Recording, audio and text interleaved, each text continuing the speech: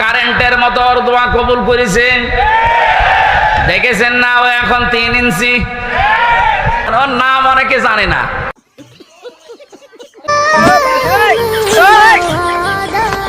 Action.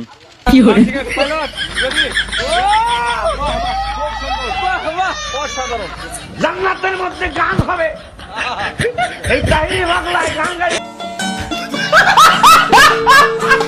Hello everyone, কি অবস্থা সবার? আশা করি প্রত্যেকে ভালো আছেন এবং সুস্থ আছেন। আর আজকের ভিডিওটি কিন্তু একটি অসাধারণ ভিডিও হতে চলেছে। কারণ কি, আজকে আমরা বাংলাদেশি হুজুরদের ভাইরাল সমস্ত কর্মকাণ্ড দেখব। আরও যদি সহজ করে বলি তাহলে বলতেই হচ্ছে যে আজকে আমরা বাংলাদেশি হুজুরদেরকে নিয়েই এই ভিডিওতে খেলবো।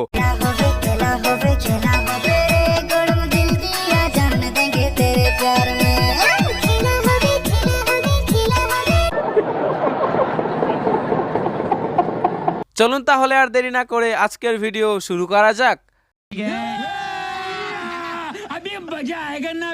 ছোট হুজুরটা আমার সাথে ছিল, ওই যে রফিকুল ইসলাম মাদানি। আমার বলছে, হামজা ভাই, আমারে প্রথমে রিমান্ডে নিয়ে রাত 12:30টার দিকে নিয়ে গেছে হাতির ছিলে। আমারে নিয়ে পুরা উলঙ্গ করে একটা সিগারেট হাতে ধরিয়ে দিল। একটা অন্ধ উলঙ্গ মেয়ে লোক কোন জায়গা থেকে যেন নিয়ে আসলো, রাস্তার দুই পাশে ব্যারিকেড দিয়ে বন্ধ করা। অর্ধ উলঙ্গ মেয়ে লোকটা আমার পাশে দাঁড় করিয়ে ছবি তুলছে আর বলছে, এটা সকালে ছেড়ে দেব, দেশের মানুষ বুঝবে যে হুজুর কেমন। হুজুরের এত অসহায় লাগছিল ওই সময়। আমি তো এমনিতে ওদের সাইজে চাইতে একেবারেই ছোট। আল্লাহ তুমি সব দেখেছো, আমারে যেভাবে ওরা অপমান করেছে ওকেও এইভাবে করুক। আমার মনে হয় আল্লাহ কারেন্টের মতো ওর দোয়া কবুল করেছে। দেখেছেন না, ও এখন 3 ইঞ্চি। কয় ইঞ্চি? 3 ইঞ্চি। সারা দুনিয়া এখন জানে, ওর নাম অনেকে জানে না।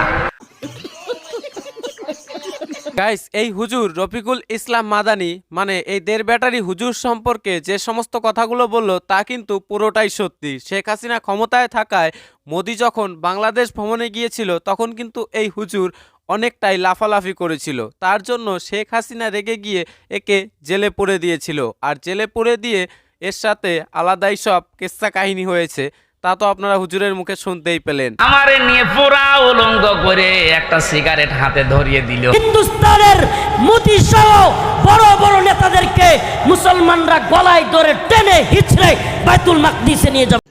রুকো যারা, সবর করো। আমারে নিয়ে পুরা উলঙ্গ করে একটা সিগারেট হাতে ধরিয়ে দিল। অর্ধ উলঙ্গ মেয়ে লোকটা আমার পাশে দাঁড় করিয়ে ছবি তুলছে আর বলছে, এটা সকালে ছেড়ে দেব, দেশের মানুষ বুঝবে যে হুজুর কেমন। এত অসহায় লাগছিল ওই সময়।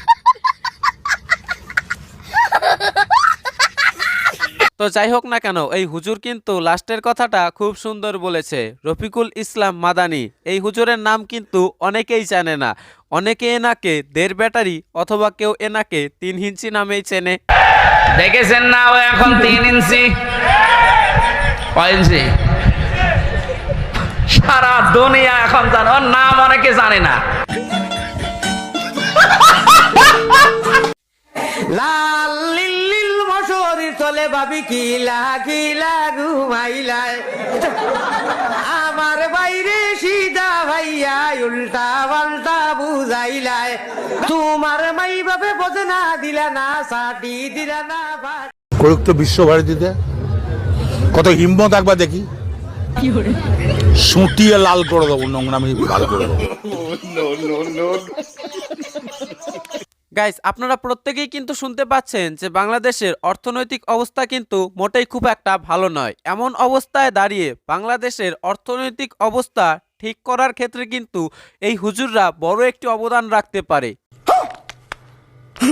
কিভাবে আমি আপনাদেরকে বলছি, এই হুজুরদেরকে দিয়ে যদি কোনো একটা সার্কাস শোয়ের আয়োজন করা হয় এবং এখানে বিশেষ অতিথি হিসেবে যদি বাংলাদেশের বড় বড় হুজুররা থাকেন এবং তারা এইভাবে যদি ভণ্ডামি করেন অথবা গান করেন, নাচ করেন, তাহলে কিন্তু বাংলাদেশের অর্থনৈতিক অবস্থা আবারও ঘুরে দাঁড়াতে পারে।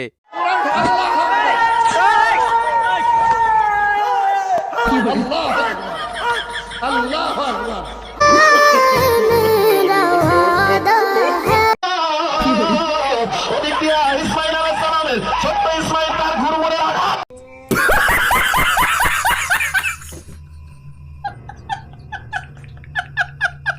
জনাব ট্রাম্প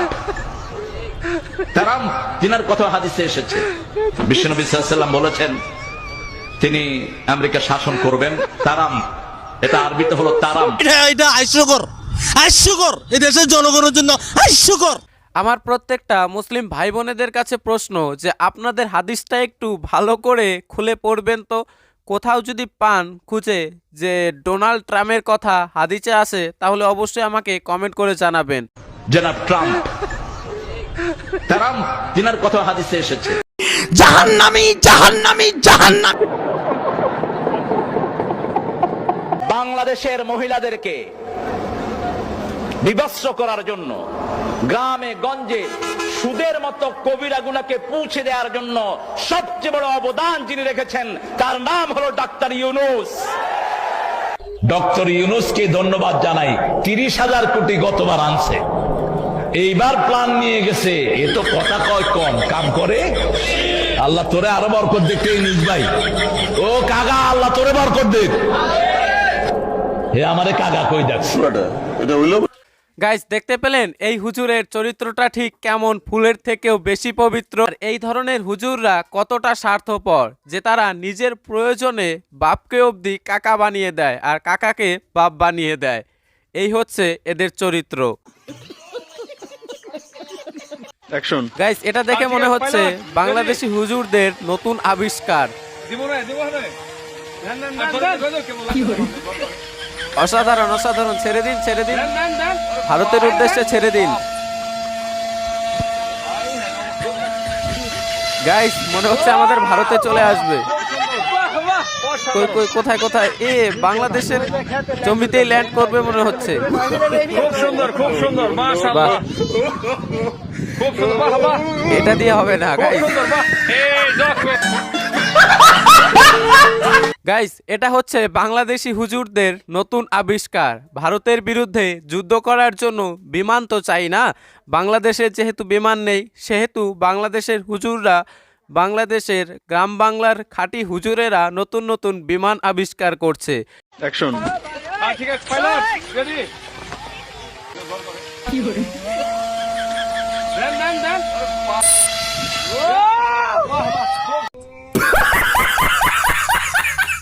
বাংলাদেশে যেমন ছেলেদের মুসলমানি করানো হয়, আরব দেশে অনেক জায়গায় মেয়েদের মুসলমানি করানো হয়। শারীরিক যে অবকাঠামো, যে অবয়ব, আরব দেশের মেয়েদের অবয়বের পার্থক্য আছে।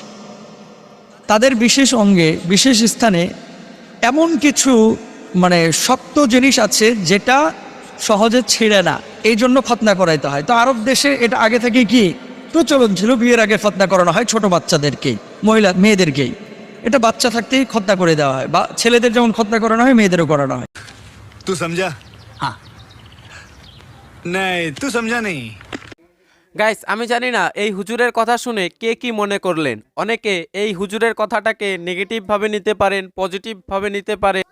তবে আমি এখানে বলতে চাই এটাই যে দেখুন, কোনো ব্যক্তি দুনিয়ায় জন্ম নিলে সে কিন্তু হিন্দু হয়েই জন্ম নেয়, তারপর তাকে এইটা করে মুসলিম অথবা খ্রিস্টান অথবা অন্য ধর্মে ধর্মান্তরিত করানো হয়।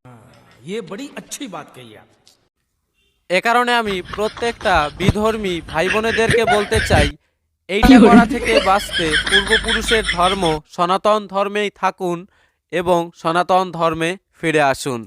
এইটা করে অযথা নিজের শরীরকে কষ্ট দিয়ে অন্য ধর্মে চলে যাবেন না। भाई साहब कुछ ज्यादा नहीं हो गया ये? मतलब कुछ भी। ডিজে ডিজে জান্নাতের মধ্যে গান হবে, এই তাহিরি পাগলায় গান গাইবো, আমি বিশ্বাস করি না। গাইস, আসুন তো দেখি জান্নাতের মধ্যে কিভাবে গান হবে আর কিভাবে এই সমস্ত হুজুররা জান্নাতে হুরেদের সাথে নৃত্য করবে।